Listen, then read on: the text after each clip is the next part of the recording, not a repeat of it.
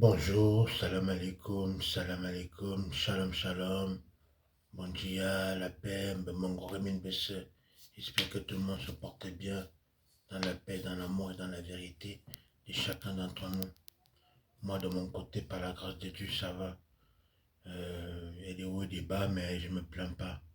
Je vais jamais vous dire que ça ne va pas parce que je sais que ça ne va pas, mais je suis toujours debout grâce à Dieu, donc je peux dire que ça va. Parce que tant que je suis debout, je ne peux dire tout le temps que ça va, même si ça ne va pas. Donc voilà, c'est à peu près ça, quoi. Bon, sinon, moi, je suis là, j'ai passé une excellente journée, ça a été. Vous savez, la vie de célibataire, et quand on vit tout seul, c'est pas évident. Nos journées sont programmées par rapport à... Moi, personnellement, je parle pour moi, par exemple. Mes journées sont programmées par rapport à celui qui me donne le souffle de vie qui m'arrive tous les jours, que j'appelle le divin, mon Dieu. Donc c'est à peu près ça, quoi. Donc je me suis bien levé, j'ai passé une journée tranquille, j'ai pas encore mangé. Je vais pas tarder à aller manger, je mange un repas par jour. Et donc voilà, c'est à peu près ça, quoi.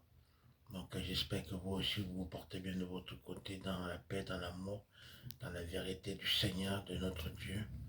Et que le Dieu de l'univers, Dieu de tout, de notre cœur, Dieu du ciel et de la terre nous visite tous cette nuit et fait en sorte que les choses se passent comme il désire et non comme nous voulons. Parce que tout est dans ses mains et tout est dans sa parole et dans sa vérité. Donc c'est à peu près ça. Aujourd'hui, j'aimerais vous parler un peu de la psychiatrie. Comment moi, par exemple, je me suis retrouvé à la psychiatrie. Bon, ben, vous savez, chez nous, la sorcellerie existe en Afrique, comme dans tous les pays d'ailleurs. Donc, comment dire, j'ai commencé à avoir des symptômes depuis mon enfance, des visions que j'avais, des choses que je voyais, des choses que j'entendais, des voix que j'entendais, mais j'ai toujours mis ça de côté. Et puis un jour, le jour que je me suis séparé de la mère de mes enfants, et là, ça a commencé, je me suis retrouvé à entendre des voix, et d'autres choses qui me perturbaient moralement et même physiquement. Et même certaines choses que je ne pourrais pas vous parler d'ici parce que si je vous en parle, les gens ne vont pas me croire, ils vont me prendre pour un fou. C'est vrai que le monde est déjà fou, déjà tout le monde est fou, de toute façon, quoi qu'il arrive, mais ils vont pas me croire ce que je leur dis parce qu'ils vont vouloir les preuves et les preuves, je ne les ai pas. C'est la triste réalité de ce qui m'est arrivé sur ces terres et des choses qui m'arrivent tous les jours, 24 heures sur 24, et que je fais appel toujours au Créateur, au Divin, pour qu'il puisse me guérir ma santé mentale, ma santé physique et ma santé de toutes choses, quoi. Donc c'est à peu près ça, quoi. Un matin, je me suis réveillé, je voyais des hommes, je voyais des hommes qui me tiraient de partout, par-ci, par-là, je voyais des fantômes, je me retrouvais dans des cimetières où je me réveillais, dans plein cimetière, je dormais au milieu des tombes, j'étais dans un délire pas possible, donc il y a tellement de choses qui m'arrivaient qu'à un moment donné, j'avais personne qui m'avait tendu la main pour avec qui je pouvais parler de tout ça. Donc je me suis dit pourquoi pas aller en urgence, aller peut-être essayer de trouver une solution où ils peuvent me donner un médicament où ça me permet de pouvoir dormir et que le lendemain je n'aurai pas de bon pied, quoi. Donc je me suis retrouvé à l'hôpital Satan, non, hôpital Satan, je ne sais pas, parmi vous, vous reconnaîtrez de cet hôpital sur Paris, hôpital Satan, donc je me suis retrouvé là-bas. Euh, et j'étais en urgence, et je suis resté à la salle d'urgence, je suis resté à la salle d'attente pratiquement presque 2 heures ou 3 heures, un truc comme ça, personne ne s'occupait de moi. Et au moment où je me lève, je leur dis, bah, écoutez, ça fait 3 heures que je suis à la salle d'attente, que personne ne s'occupe de moi. Là, je m'apprête à retourner chez moi, ça va un peu mieux, je vais aller me reposer, je vais dormir, et demain sera une autre journée. Et là, donc, où ils se sont tous arrivés, les infirmiers et les infirmières sont arrivés, ils m'ont attrapé, ils étaient plus de 7 sur moi. Ils m'ont attrapé, ils m'ont plaqué par terre, et ils m'ont injecté un pieu. Je ne sais même pas qu'est-ce qu'ils m'ont injecté, mais en tout cas, je suis tombé dans les vapes. Je me suis réveillé 2 ou 3 jours après.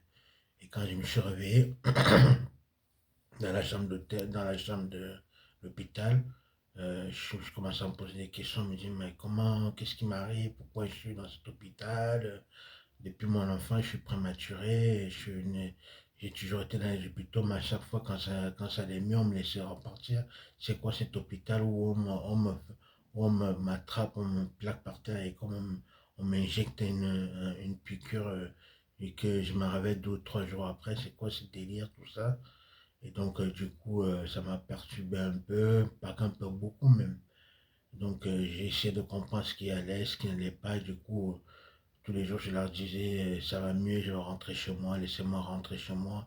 Et tous les jours, je leur disais, tous les jours, ils me donnaient des médicaments, des piqûres, des comprimés.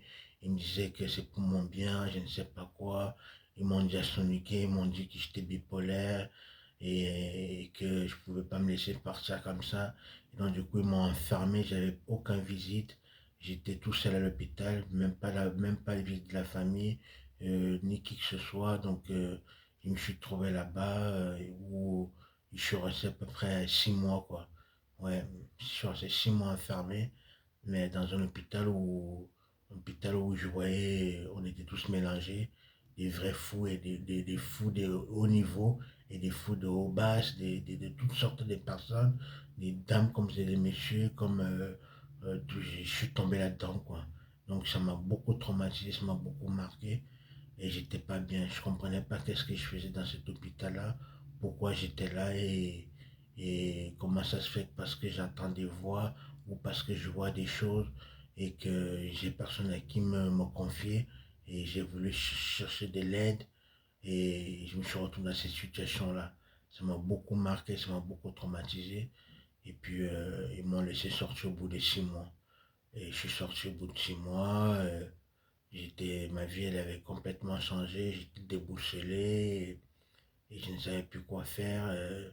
Et en gros, depuis cet soir-là, je vous parle de ça, ça fait déjà à peu près pratiquement facile plus de 15 ans que je suis à la psychiatrie. Et je prends tous les mois, ils me donnent une piqûre tous les mois qu'on appelle les Ipadera. Je prends les Ipadera tous les mois et ça m'a fait énormément prendre du poids. J'ai pris vachement de poids à cause de ces traitements-là. Avant, j'étais pas gros. Là, je suis devenu gros parce que je mange un repas par jour. Mais ce repas-là, c'est comme si je mangeais d'autres repas. Et j'ai pris énormément du poids. Et à chaque fois, je leur dis de me donner les comprimés, de me faire les piqûres depuis 15 ans qu'ils me le font qui me donnent des comprimés, ils veulent pas. Ils veulent pas me lâcher, ils veulent pas me laisser tranquille.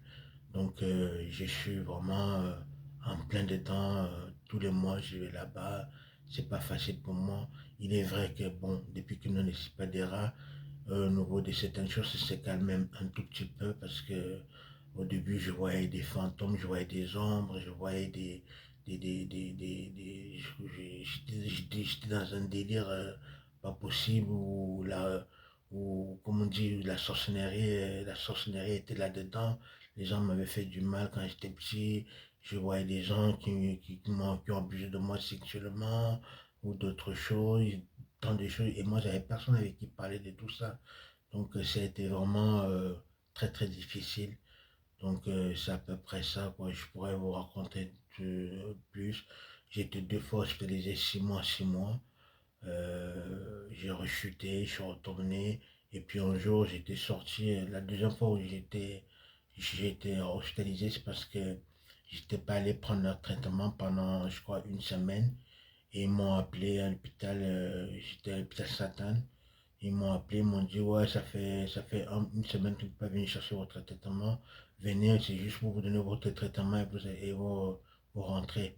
Ils sont venus me chercher, ils m'ont amené à l'hôpital. Et quand je suis arrivé à l'hôpital, on était censé me donner juste le traitement et retourner chez moi. Et quand je suis arrivé à l'hôpital, au boulot, ils m'ont regardé encore 6 mois. J'ai fait 2 fois 6 mois à l'hôpital. Et j'espère que ceux qui sont dans ce délire-là, ou qu'ils entendent des voix, ou qu'ils voient des choses et que les esprits les embêtent comme ça m'embête moi, et qui sont téléguidés, dites-vous une chose, priez beaucoup et croyez en vous, parce que tout ce qui vous arrive est réel. C'est les autres qui ne veulent pas qu'on sache la vérité, mais ces esprits-là existent. Ce qu'on voit, ça existe. Ce qu'on entend, ça existe. Et ils veulent ils veulent nous rabaisser pour nous faire croire que ces choses n'existent pas, alors qu'aux États-Unis, ils étudient des personnes comme nous pour essayer de comprendre ce qui va et ce qui ne va pas. Donc, juste pour vous faire passer un petit message, vous dire que vous n'êtes pas fou, vous n'êtes pas folle. Ce qui vous arrive est réel. Moi, des fois, si je vous racontais tout ce qui m'arrive depuis que je suis entré à la psychiatrie depuis plus de 15 ans, il y a des choses que certaines personnes ne me croiraient pas, mais je vous dis la vérité, j'en bave. J'en bave énormément. Comme le traitement qui m'a donné l'aldol. Au début, il me donnait l'aldol. L'aldol, ça me faisait baver. Je marchais comme un zombie. J'étais complètement chuté dans un délire pas possible. Et c'est pas marrant du tout, du tout. Ça m'a fait vachement. euh, ça m'a fait perdre confiance un petit peu à moi. La confiance que j'avais avant, le lanière que j'avais avant, ça m'a fait perdre cette niaque-là, cette confiance. À cause de leurs médicaments, à cause de comment ils nous traitaient. Pour aller fumer, à l'époque, je fumais des cigarettes. Pour fumer une cigarette, il faut demander. Pour aller aux toilettes, il faut demander. Pour tout ce que tu fais, il faut demander. Et à chaque fois que tu te prends devant eux, des fois, ils vont te poser des questions, ils vont te dire, ouais, alors ça fait combien de temps vous n'avez pas fait l'amour? Ils vous posent des questions, ils veulent tout savoir dans l'hôpital psychiatrique, ils veulent tout savoir comme si on n'avait pas une vie privée. Alors que nous, on ne sait rien d'eux, mais ils veulent tout savoir. Et toutes ces informations qu'ils recueillent, je me demande si c'est le préfet qui lit tout ça, c'est qui lit tout ça et qu'est-ce qui se passe par la suite, par l'après. Et moi, je me retrouve encore en plein dedans. Je suis toujours seul dans mon combat face à eux. Et ça me fait vachement de mal de se retrouver dans cette situation-là, alors qu'avant, j'étais pas comme ça. J'étais quelqu'un de très vaillant. Mais maintenant, aujourd'hui, j'ai perdu un peu ma façon de faire des choses comme à l'époque. Il est vrai que j'ai 45 ans, que ben, j'ai pris du poids et que les choses changent à 45 ans. Mais quand même, c'est à cause de si je me suis retrouvé dans ce délire-là et qui ne me laisse pas faire comme moi j'en ai envie. Je peux prendre le traitement puisque ça me stabilise un tout petit peu vis-à-vis le fait que je vois les choses, je vois beaucoup des choses, j'entends des choses, et je vois des anges, je vois les choses partout, et j'entends beaucoup de choses, j'entends de très loin, ma vision va de très loin, je vois de très loin, et tout d'autres choses, et tout ça. Donc c'est à peu près ça, quoi. Et moi, aujourd'hui, si je fais cette vidéo, c'est pour encourager tous ceux qui sont à l'hôpital psychiatrique, vous dire qu'écoutez, vous n'êtes pas fou du tout. Vous n'êtes pas fou du tout. Vous n'êtes pas folle du tout. Ce que vous vivez est réel. Tout ce qu'il faut se dire, c'est que à ce moment-là, et les choses ne vont pas dans votre sens, mais dites-vous une chose, priez Dieu. Priez Dieu. Mettez-vous dans une pièce où vous êtes tranquille dans le calme. Priez Dieu. Dieu existe. Priez-lui, il est dans notre cœur, il est partout. Et sa parole est vivante. Priez Dieu, demandez à Dieu de vous venir en aide. Moi, j'ai demandé Dieu qu'il me vienne en aide. Aujourd'hui, ça fait déjà plus de cette année qui vient là, 2025, ça va faire 10 ans que j'ai pas fumé ni la cigarette, ni le cannabis, ni l'alcool. J'ai arrêté tout cela, ça fait plus de, bientôt, cette année, ça va faire 10 ans que j'ai pas touché à ces choses-là. J'ai arrêté de prendre ces choses-là parce qu'avant j'étais dans la spirale pas possible. Donc ça m'a fait beaucoup de mal. Donc si j'ai fait cette petite vidéo, c'est pour vous encourager, vous qui êtes dans la même situation à l'hôpital psychiatrique et que vous ne comprenez pas pourquoi ces choses vous arrivent. Comme la dernière fois, j'ai croisé une demoiselle, une collègue là-bas qui disait qu'elle, elle était à l'hôpital parce qu'elle aimait tellement son mec, elle était folle amoureuse de son mec que sa belle famille l'ont pris, l'ont envoyé à l'hôpital parce qu'elle aimait son mec, parce qu'elle était amoureuse et arrivée à l'hôpital psychiatrique à Satan, ils lui ont donné un médicament pour qu'elle ne soit plus amoureuse de son mec, mais sauf qu'elle est venue me voir pour me dire, mais écoutez monsieur, Le traitement qu'on me donne, ça fait déjà plus de 2 mois que je suis ici. Je prends ce traitement-là, mais plus je me donne ce traitement-là, plus j'ai encore plus envie de mon mec. Et je suis amoureux de plus de mon mec. Et là, traitement, ça marche pas. Ils se foutent de ma gueule ou quoi? Je leur dis, écoutez, moi, j'ai dit à ces demoiselles, écoutez, faites tout simplement tout ce qu'il vous dit de faire et remettez-vous à Dieu. Dieu saura quoi faire. C'est tout ce que je peux, c'est tout ce que je lui dis. Donc, c'est pour vous dire, mes frères et sœurs, les mamans, les papas, vos enfants, si vous pouvez leur éviter ce chemin-là, c'est pas facile. C'est comme si vous les envoyez en prison et qu'ils les mélangent, et qu'ils nous mélangent avec les tueurs. Alors que toi, tu étais en prison parce que tu t'es bagarré. Moi, la dernière fois, je me suis trouvé à flairer mes registres parce que je me suis bagarré. J'étais alcoolique à l'époque. Je me suis bagarré et je me suis retrouvé en prison pour 6 mois parce que je m'étais bagarré et je me suis tombé dans une chambre, dans une cellule où j'étais avec un monsieur qui a tué quelqu'un et j'avais peur. À cette époque-là, ça traumatise, tu dors pas, c'est incroyable. Donc, c'est vraiment pas facile. Donc, je demande mes frères et sœurs, si mes tatas, mes mamies, mes tontons, si vous avez des enfants qui sont dans cette chose-là, ne les en voulez pas, soutenez-les beaucoup. Soutenez-les, ils ont besoin d'aide. Parce que quand on est là-bas, la vie n'est pas de ce que vous imaginez. Là-bas, c'est un autre monde. Là-bas, on voit les gens courir à poil. Là-bas, on voit les gens qui ont tué. Là-bas, on voit les tueurs. Là-bas, on voit des gens qui sont dans un délire pas possible. Il y a toutes sortes de cas. Et moi, je les ai tous vus. Oui, je les ai tous vus, ces cas-là. Et aujourd'hui, j'ai fait encore appel à Dieu, à mon Créateur, comme mon Dieu, s'il te plaît, touche tous ces enfants qui sont dispersés dans le monde, qui sont dans la psychiatrie et qui sont dans les prisons. Touche-nous, bénis-nous, donne-nous la santé et donne-nous la sécurité pour qu'on puisse être dans la sécurité. Parce que ces gens-là, ils ne croient pas ce qu'on leur dit. Quand on leur dit des choses, quand on leur dit des choses à ces médecins-là, ils ne croient pas. Peut-être qu'ils nous croient, mais ils nous font le mal. Ils nous font du mal en nous injectant des médicaments qui ne sont pas adaptés à ce qu'on nous recherche. Alors, s'il vous plaît, mes frères et sœurs, mes tatas, mes mamans, prenez bien soin de vous. Prenez bien soin de votre famille, de vos enfants, de nous tous. Et si vous avez un cas comme ça dans votre famille, essayez de le comprendre. Soyez gentil avec lui et soyez heureux pour lui parce qu'il souffre énormément, énormément beaucoup. Moi, je souffre beaucoup, mais je souffre en silence. Alors, s'il vous plaît, c'est le petit message que j'avais envie de passer aujourd'hui pour vous dire que tout ce que vous croyez dans ce monde de la psychiatrie ou dans la prison, tout ce que vous croyez existe, tout est réel. Alors, croyez en vous et bon courage à vous tous dans la paix et dans la vérité de Dieu. Ainsi soit-il. Je vous aime tous et que Dieu nous protège. Amen. Bonne journée à vous tous. Donc c'est à peu près ça que je voulais partager avec vous aujourd'hui par rapport à ça parce que moi je ne suis pas encore sorti là-dedans, je suis encore là-dedans. Je suis encore là-dedans, j'espère qu'un jour ils finiront par me laisser tranquille, vivre ma vie comme j'ai envie et pas être là me posant des questions alors quand la dernière fois que vous avez fait l'amour c'est quand?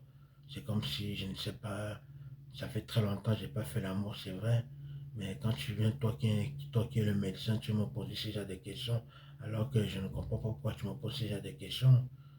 Si j'ai pas fait l'amour, tu as fait l'amour avec moi, tu as quelqu'un à me présenter, pourquoi toutes ces questions? C'est pour m'émuler, c'est pour rentrer dans ma tête, c'est pourquoi je comprends pas. Donc, si vous avez des personnes qui sont dans la même situation, soyez calme, restez calme toujours. Ne vous affolez pas, ne vous prenez pas la tête calme. Remettez seulement à Dieu, à vous, tout ce que vous avez dans le cœur, tout ce que vous avez dans les pensées. Remettez cela à Dieu et Dieu saura quoi faire pour votre santé mentale, pour votre santé physique et pour toute chose. Moi, c'est ce que je fais, malgré le mal qu'on me fait. Je sais qu'ils me font mal parce que c'est pas bien ce qu'ils font. Mais bon, c'est leur loi, c'est eux qui disent. Moi, je ne fais qu'obéir et pas me prendre la tête parce que j'ai personne qui me soutient dans ça. Donc voilà, c'est à peu près ça. Moi, le médicament que je prends, ça s'appelle Zipadera. C'est ce que je prends. Je prends ça en piqûre et je prends ça tous les mois. Tous les mois. Et j'ai un autre médicament qui me donne aussi pour dormir. Je prends ça Ça m'endort tout de suite et voilà. Avant, il me donnait un qui était, je ne me rappelle plus le nom exactement, c'est un médicament. Quand tu prends ça, tu t'endors tout de suite et tu marches comme un zombie et tu baves sur toi, t'as plus de force du tout. Et ça, je ne me rappelle plus le nom du médicament. Si ça me reviendra un jour, je vous le dirai. Mais c'est quand vous allez rendre visite à vos mamans à l'hôpital, psychiatrie, ou vos frères, ou vos soeurs, ou vos papas, si vous les voyez qu'ils sont en train de baver sur eux, ou alors ils sont en train de ils sont chutés, ou qu'ils se marchent comme un zombie, ne les en voulez pas. C'est le traitement, le médicament qu'on nous donne là-bas, qui fait en sorte qu'ils soient comme ça. Alors que normalement, ils devraient bien marcher et être bien suivis et essayer de comprendre qu'est-ce qui ne va pas dans les visions que tu as.